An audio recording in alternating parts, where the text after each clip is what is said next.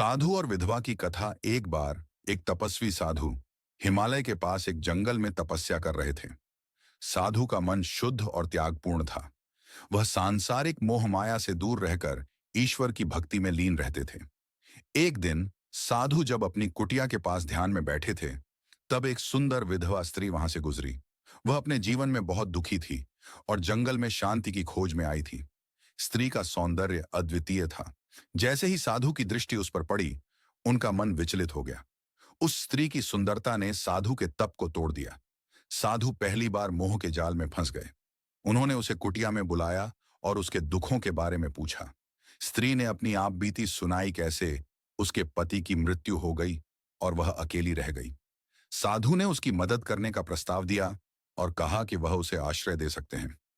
स्त्री उनकी सहानुभूति देखकर कृतज्ञ हो गई और उनके पास ही रहने लगी। धीरे धीरे साधु का